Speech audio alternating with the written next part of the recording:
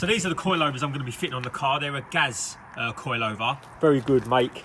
They're a British make, so if you're from another country, these are just made in England. They're an adjustable coilover. You can adjust the poundage of the springs. These are a heavy duty spring.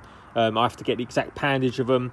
At the minute, on the back of this, we run a shock and spring setup with a larger piston than this has. I'll show you the comparison when it's off. I actually prefer the shock and spring on the back of these cars as opposed to a solid coilover.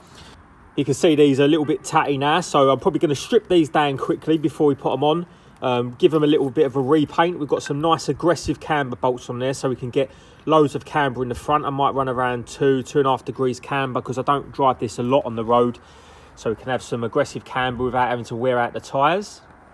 So I've just stripped down the front and rear coilover just so we can give it a lick of paint, tidy them up a little bit. These shocks have probably done about 500 miles, ain't done nothing at all. Just want to show you what they consist of. So on the rears, you've got a helper spring. You can see up here, that goes over the top like that, and that just stops the spring from rattling around. And then you have a retaining cap as well that goes over the top of that, locks it in place.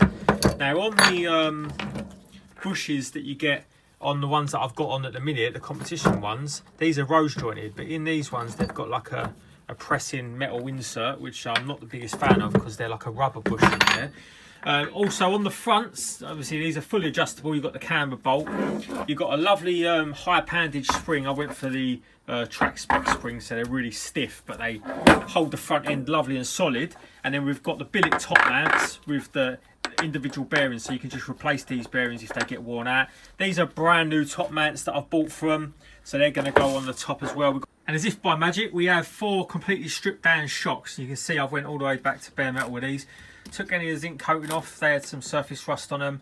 I'm going to give these a etch in acid so that it protects them for a while, and then I'm going to stick a zinc epoxy primer over the top of them just because I don't want to rust it again. I can't put it on too thick because of the threads obviously in here, so I'm going to give these a clean up now. Give them some wipe over some brake cleaner. Going to give them a key up as well because this polish finish is no good for adhesion of paint. Then we get some paint on them. I don't know if you want me to show you stuff like this in the future, me actually doing them, me actually stripping them. It takes a long time and I don't want to bore people, but some people want it, some people don't, so leave a comment. So I always coat the suspension components in like an acid first. It like eats into the metal, creates like an etch, creates a barrier against rust, and I just do that before I put the zinc primer on. All suspension components I just treat differently to like bodywork. I wouldn't do this with bodywork. But suspension components take an absolute beating. They see salt, rain, water, everything. So I try to protect them as best as possible. That's the epoxy primer on. So I've just went over them with 2 thin coats of epoxy. The reason I've only done thin coats is I didn't want to gunk up these threads. You can see how thin it was. Cut really nice. I love using epoxy primer. It's an anti-corrosion primer and it's like a glue. Once it goes on, it does not want to come off. So it resists stone chips. I'm going to do them gloss black. I was going to do them satin black, but I think I'm going to just do them gloss black now. They look a little bit better. And that's the shocks all painted up. So you can see I've put them in a 2K jet black. Didn't put lacquer on it, don't need it. Look how nice they've come out. So I'll probably get some stickers for them in the future, but you don't really see them in the arches. Leaving the springs, ain't going to paint them because I'm going to be replacing different spring rates over the time. And you know, they're only springs, aren't they? But the shock bodies, they're the most important part. So done the fronts. Rears are done as well. A little bit of overspray there, just got to strip that off. Yeah, so we can get them assembled now. So we can start putting the springs on and getting the adjusters on. And so going to start getting these fronts and these rears back together, get the adjusters on them. Just going to lube up the threads with some WD so I can get them on without scratching up all the paint. We have some nice fresh shocks, so we've got some brand new top mounts as well to go on. Make nice and solid. So a nice little touch on the Gaz shocks is the billet top mount. So you can see you've got no messing around. These would normally be plastic. You've got a nice aluminium top mount. It's going to take out all the play from the top mount. You've got a nice strong bearing in there as well that sits in there that can spin. But while we're on that subject of shocks, make sure you reuse this nut that's on the top of the coilover from the existing shocks. Now the problem is these kits, or any of the kits, any of the aftermarket coilovers come with their own nut, and the problem is with it, it's not It's way too thick. So it's sit up right up here.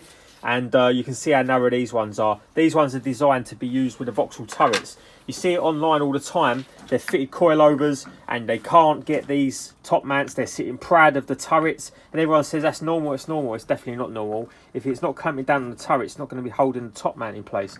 You can see here, if you had a thick mount, if you had a thick nut there, it would be sitting back there and then it would never be clamping on the turret. But you can see, if you use the existing one, it actually touches on the rubber without any metal in between it. I've actually got a white line front anti-roll bar on my car, and that takes that even more place. So they are proper solid. So even though they've got no space in there, they clamp right down nice and tight onto the strut brace.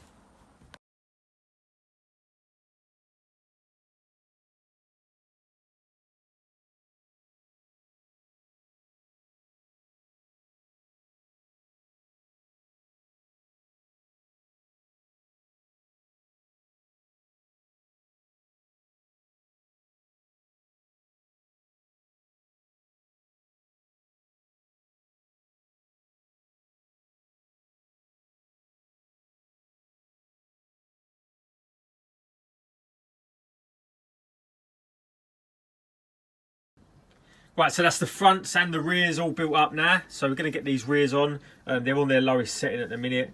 But obviously I'm going to have to raise them up because the rear will be too low. Don't want it scraping. Fronts are done as well. So we can get these on. But we'll get the rears on first so we can complete the rear end. Right, so I've just bolted on the coilovers. So they're on there now. So all these brackets and everything that goes along the back here, they've all been painted. And I took the brake lines off as well. So I can... give them a clean up as well. I'll do the one that goes over the beam. We'll do that another time. You see the coilovers on this side as well. So let's get to bolting these hubs on. Right, let's get these hubs back on. Let's get the back of this beam done. So we've got everything's painted up now. All backing plates for the calipers. The hubs are all painted up, stop them rusting. And we've got the brand new backing plates. So let's get to bolting these on. We've got the rear coilovers on now. You can see they're right low. They're on their minimum settings, so we're going to see how that sits, and then we can go from there. So it's looking a lot cleaner now. I've painted up all the brackets and everything. I'll show you that in a sec. That's a comparison between the dish shield that I took off. Had it stay that one, and brand new one. So no brainer to just replace them. I think they're 15 quid a side.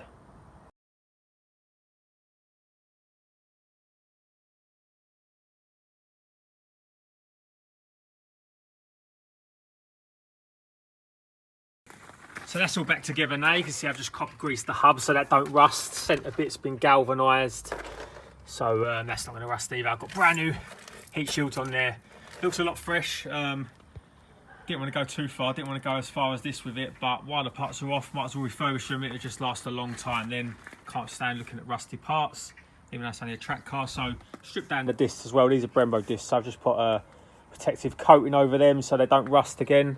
Because the car's been off the road all over the winter, and obviously the salt and the crap and the snow that we've had. So I'm going to get the discs on now, give them calipers a clean up as well. Got to give them a paint before they go on. These calipers are a little bit grubby now, where they've been on a while, take a lot of abuse, a lot of dust. So I'm going to strip them down, give them a proper clean up the pads, make sure the pistons and that are working properly before we put them back on.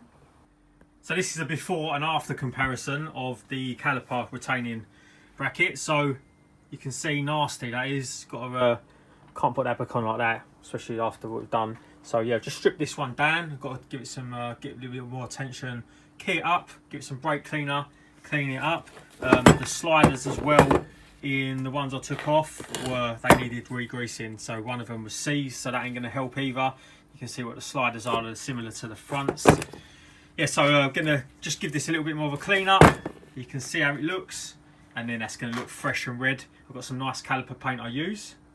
Also, I've just went over the calipers, painted them as well. They've come out really nice. That's the caliper paint I use. It's really high temperature paint, it doesn't chip. Resistant to the brake fluid as well. No, nothing worse. I've used caliper paint in the past where you paint the caliper, get a bit of brake fluid on it, all runs off, peels off, which is useless. Well, what a marathon this was. So I didn't want to show you the whole process, it just takes too long, but I've just blasted every bracket for the anti-roll bar, for any of the brake lines, for the handbrake cable and everything that attaches to the beam, because it was all rusty and I couldn't be putting it back on like that. So I've just blasted it, and then I've obviously individually primed it, and then 2K anthracited it. I had this left over for some wheels that I've done. And the reason I like 2K so much is, I mean, it looks like powder coat when it's on. I know it isn't powder coat, but it's just goes on so thick. Put 2 coats of it on, let it dry, and it goes on lovely and thick, and it protects it for a lot of years. So that's why I like 2K over the 1K. 1K is just it's environmental friendly stuff, so it ain't nowhere near as tough. So you can see all that's done. All these little bits, they're a nightmare to blast, paint. I'd rather do a load of big bits, but that's done now. So that's the rear caliper pretty much stripped down. So you've got the slider pins here and here. See the difference, so they've got to go in different positions, and you also got the retaining clips for the pads as well. These are the dust covers that go over here. Make sure you grease these pins up thoroughly. Caliper's all painted up now, so I'm going to start assembling them back up.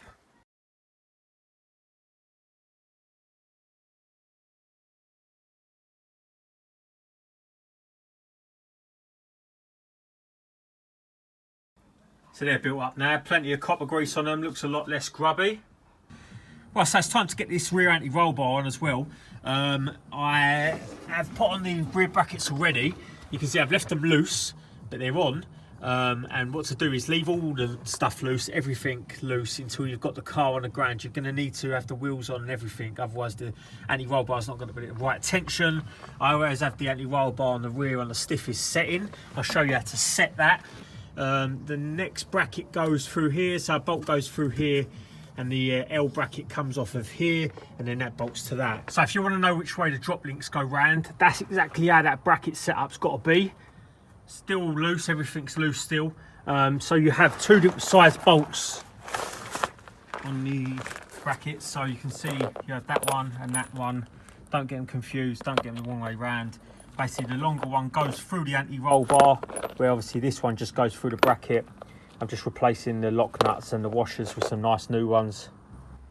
If you ever powder coat or paint thick coatings over rusty parts, always go through the threads first, especially M6 bolts with a thread tap.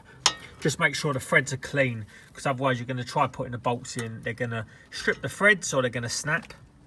So after a ton of work, this is all complete. So brakes are on now, they've got a protective coating over them if you're wondering what the black is. Just scrape straight off, copper greased it all up, put new pads in, all the bracketry's on, the brake lines are on. I even give the metal brake lines a lick of paint because I'm changing these to braided. They haven't turned up yet, so I'll put it on temporarily, but them metal ones, they stay there, they're in good condition, so I'll give them a little paint up. Used all new hardware that I could, any of the new bolts, anywhere. Anti-roll bars on there. I've done both sides, obviously you can see, I'll show you. Anti-roll bars on, and I've got to drop the car down with the wheels on before I can do anything up, because otherwise it won't set the preload on it properly. You'll notice that when you jack it up in the future, the wheels will sit up high in the arches, and that's how you know it's set all properly. So let me just quickly show you around this anti-roll bar. That's the way you set it up. So the anti-roll bar has to be set like with the drop link on the outside of the bracket, and that is the hardest setting I've got there. So you can see I've got 1, 2, 3, 4 and 2, so you've got 2 adjustments up there you can adjust with. I always set it on the hardest and I go from there. So at the minute that is on the hardest setting, and then you can see up here where the bracketry goes to the subframe bush. That's how it's supposed to sit. See, it's all loose at the minute, and then as soon as I drop it down, I'm going to get under the car. It's all copper greased up, nice freshly coated brackets, looking much better than it did when it first come off. So the car's dropped down now. I've put it onto 2 wheels. It's still not low enough on the rears, so I'm going to wait until the weight transfer when I put the front wheels and the chassis on, see if it transfers the weight. But the rear of this car, you can see how light it is. Just by that, they're the coilovers on the maximum setting. When I had to put custom springs on the rear just to try and get it to the height I wanted. But anyway, so we're going to get under there now, and you'll see that all the anti-roll bar will pretty much sort itself out. So when it was up in the air, you see that the anti-roll bar was all at angles. Now you can see it's all flat, all the bracketry's flat, drop links all sitting nicely. So that's how you want to do it up while it's sitting on its wheels like it is now. So I've just put it onto some spare wheels that I've got. So I'm under the car now so you can see a little bit better. This is just basically for the people that don't know how to fit the rear anti-roll bar and might be getting one. You can see where that bracket goes. It's sitting nice and flat now. You can do everything up, do it up nice and tight. And it's going to hold that rear beam lovely and stiff. And now I've got that white line front anti-roll bar and I can mess around with the rear settings. So when we take it out, I can dial out any understeer or oversteer, whatever we've got.